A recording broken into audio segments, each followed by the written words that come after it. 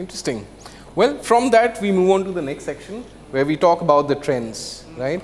So, based on forecast of the HR trends as suggested by various experts in various HR conclaves, we'll get our views on some. So the next section is the trends talk section, where we will get a lot of views from Mr. Dipankar Ghosh on the current affairs that is currently in the HR perspective. So technology in HR. How can we go from looking at innovations like AI, machine learning as a partner and not a threat? Oh, absolutely.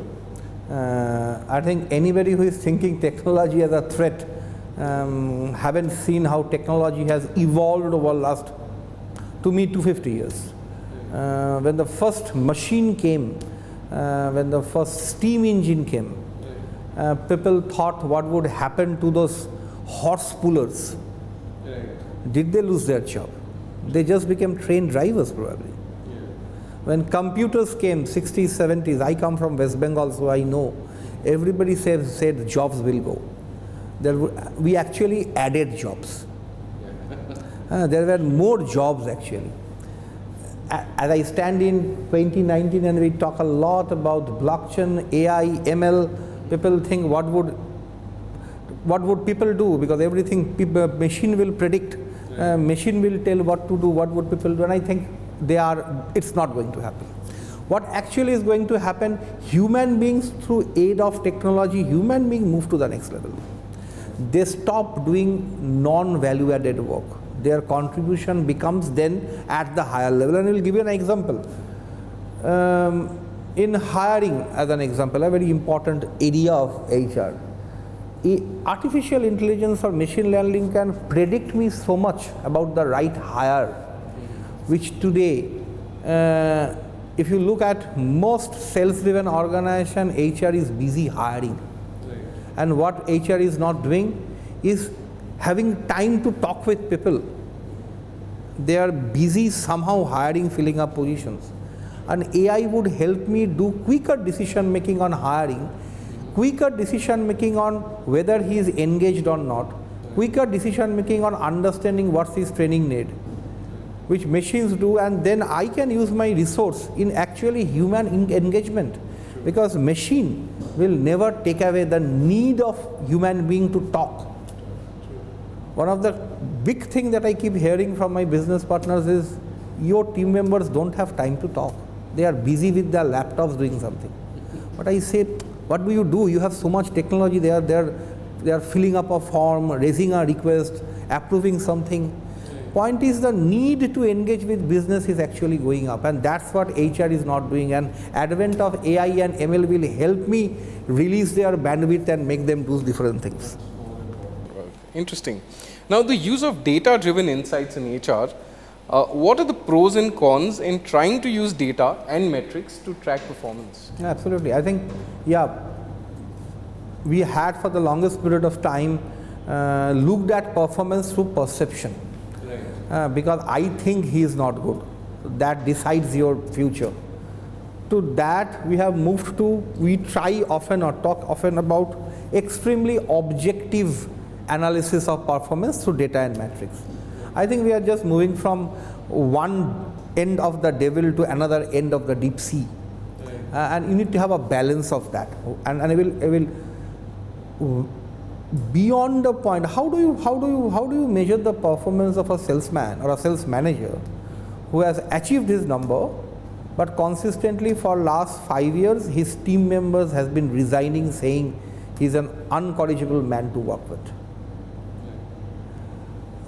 So is numbers enough to justify his performance? What he is doing in the field with his team, with the culture of the organization, with the value system of the organization, is equally important as much as he is performing. So data and insights can only give us 70 to 80% of effectiveness of that human being. But to assess him on a holistic basis, I think that is not the be all and end all. It also has to come with a manager's insight, with his. So I think we need to also understand the EQ part of it and not focus on the left brain, which is the IQ, and that's important. That's important. Great. Now, the pressure of being agile, C-level executives surveys are calling agility the most important characteristic of a successful organization. But what exactly does that mean and how does it apply to HR? I will give you an example of agility and how does it apply to HR. Your business leader decide, your CEO or your chairman decide, I need to disrupt the industry and come up with innovation X, and this should give me a business result of Y in a period of Z, and all of them obviously are tight expectation.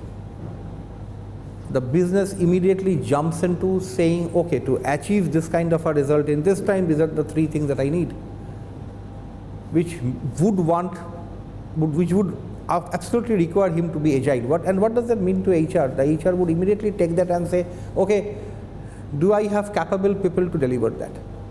Do I have enough resource to do that? Will my internal people good enough? Do I need to hire from outside? If I need to hire, at what pace I need to hire? Whom do I hire today? Whom do I not hire today?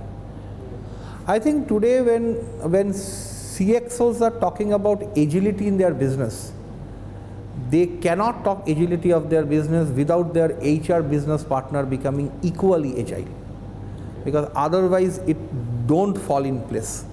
For HR to be agile, I would say they need to be one step ahead of the agility of the business, because one of the major reasons is, unlike the 4 P's of management, which is people, process and performance, people is one which is really vulnerable. It can really go anyway. Your process, your money, your resources are still under your control. You see, services can be brought, money can be bought. There is no dearth of money if you have an idea. There is no dearth of services and processes that you have, that you have dearth of in this world today. What you only have dearth is the right talent to do it. And that talent has a flight opportunity. He can leave you overnight. And hence I need to be agile one step more, so that I can buffer or can kind of arbitrage the people vulnerability part. So that is what is agility to me. And I can quote you one which I really like talking about, what Narayan Murthy told about, that in the evening every day Infosys's asset becomes zero, because all my human resource go back to home. Next day morning when they come back, again my cup is full. And that is where you have to be agile so far as the human resource professional, to make sure that they really come back next day morning. Because anything else can be replenished very easily.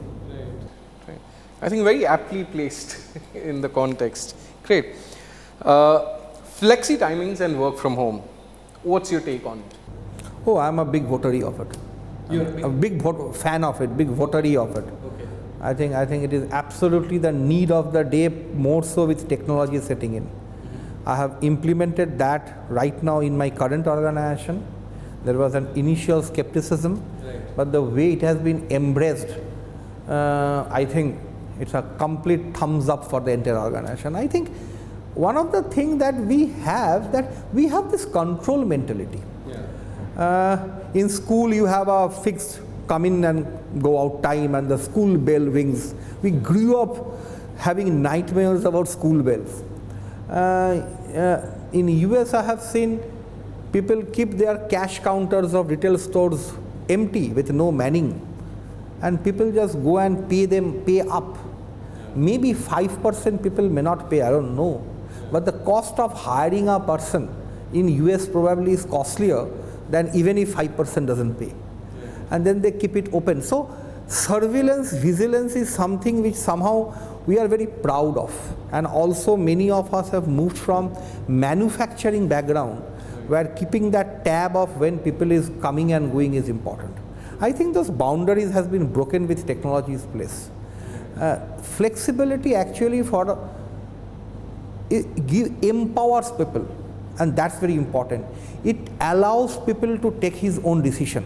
And if you allow people to take his decision, what happens is 99% time he does what is best for all. And often we take decisions based on those 1% people who may be using it in a wrong manner.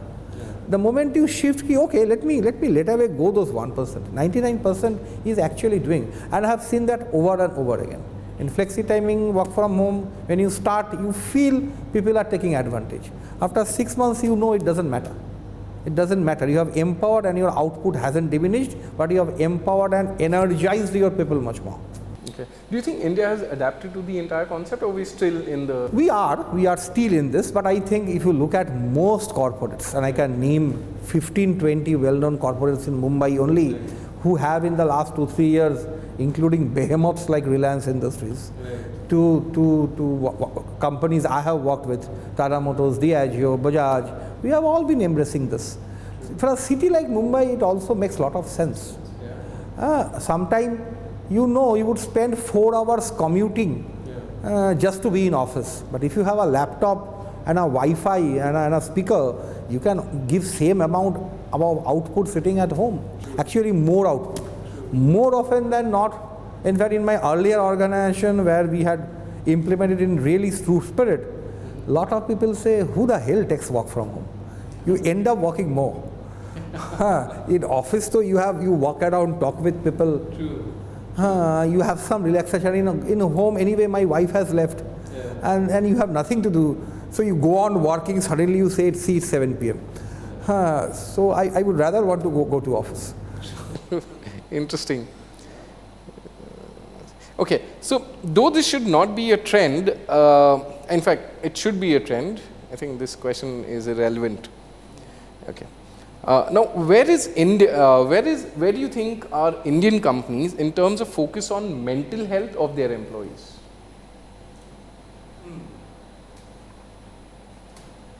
Great question, actually, and I do not think I have a great answer for that. Yes, it's a very emerging issue, mind you. It's an extremely emerging issue for the VUCA world that we are operating in, where employees are also becoming extremely vulnerable, the way environment is vulnerable. Today in private sector and even in public sector, people join knowing this is not the last organization they are working for. People know that tomorrow there can be sudden loss of job either to me or to my spouse. You know you are putting in long hours, and with people like Ma in Alibaba, who thinks people should actually put in 12 hours for all 6 days a week, it's actually coming back again, particularly for developing economy like us. And hence, job stress is going up. Job related sickness is going up. Mental health constitute a lot of that. And I'm not sure whether corporates have really come up with that. True, there are a lot of corporate wellness program happening. You would now find chief wellness officer positions in a lot of companies. But I still think mental health, even unfortunately, and that's also a social issue, and corporates are often a mirror image of what society thinks. Let's put hand on our chest and say, social health in India at least is still a taboo subject to discuss. I am happy to say I have cancer. I am not happy to say I don't get sleep in night because I am depressed. True. So that's a social thing, and I think that percolates a bit to our corporate professionals, but primarily from this country. I think there is a lot to do. In my previous company, we had actually put up a helpline where people could actually reach out to trained counselors when we were really going through our organizational restructuring. But I am not sure how many really took help of it, and how many really thought we did a good job. We really made a good press comment saying, yeah, we have arranged this, but I am not sure of the efficacy. The way I would probably discuss very energetically with this work from home, with probably diversity and inclusion, where I know very serious work is happening. This is still like emerging area, scrolling, right? Yeah. Interesting. The VUCA world, as you mentioned, a concept that was evolved from the US military army, War College, and has been evolving since the acronym was coined in 1987. and has been used in strategy making with organizations. Would you think the world today is more VUCA than ever? So I like changing this acronym. I have stopped using VUCA. What I say is TUNA. Tuna. Yeah, so your VUCA has been changed with TUNA. So your U and A are constant. Instead of V, I say now T, which is turbulent. and instead of complex, it is novel. And I would probably spend some time explaining these two words. I think volatile is still okay. Volatile is like, chalo manage kar lenge. But it's turbulent. It's suddenly, it's much more severe. Do you think demonetization is volatile or turbulent? Yeah. Suddenly GST, the way you do business, suddenly changed. The entire organization on that 1st April didn't knew what was coming. They all entered on 1st April 2017 without exactly knowing what the monster is. And I'm just giving to current example. Suddenly there is a trade embargo of US on China or the digital disruption. You suddenly don't know that your business is getting usurped by somebody who was not even in your competition zone. A cab aggregator company, Uber, can actually eat up Swiggy, which is a food delivery company. Swiggy may be tracking other food delivery company as his competition, but he suddenly see overnight Uber opens Uber Eats and you are out of the business. This is turbulent and this is not volatile. So I think that is what's coming. And second, let me talk about complex and novel. I think complex means you move from simple to complex. Simple to semi-complex to complex to more complex. I think we have moved away from that. What we now talk about is novel, something new. The newness of this disruption world. You don't know what is coming. What is simple? Simple is this. Complex is this. But novel is not that. Novel is something you don't even know. You just rub it away and something else comes up. You have to restructure your entire thinking. It is not coming from traditional forces. It is coming from something you haven't even envisaged. And that is why the ability to be agile, the ability to be open, the ability to be unsure, the ability to remain unsure, which actually gives you agility, is much more. So I would say more often than not the tuna would come. And it would continue, and I think we would learn to live with this. I think it will very soon become a norm. It will become a norm, and you know you have to survive like this. The next morning you get up and you see something, it's not going to surprise you. So it's like those fishermen who goes to turbulent seas and they have seen their forefathers going.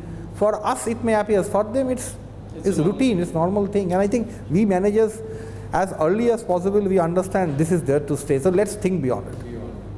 Very aptly put.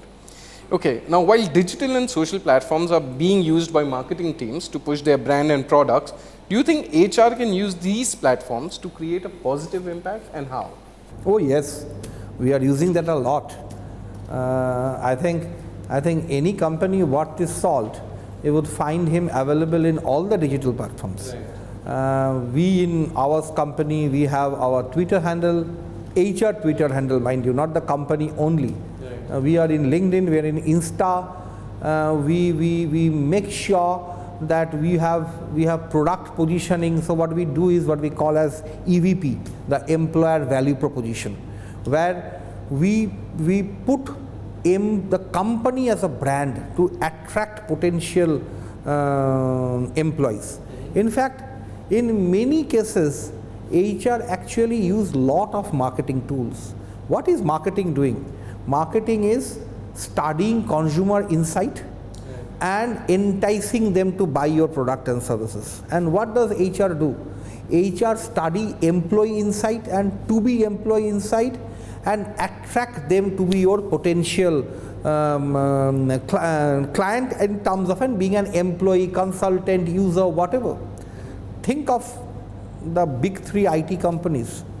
Together, they probably employ 10 lakh people between Cognizant, TCS, and Infosys. Their combined manpower would be 10 lakh people. So they are actually keeping 10 lakh people engaged.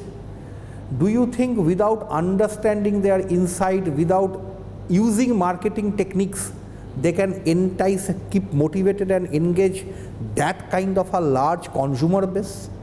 10 lakh would be, many big companies wouldn't have a consumer base of 10 lakh. Yeah. But these three companies together have an employee base of 10 lakh.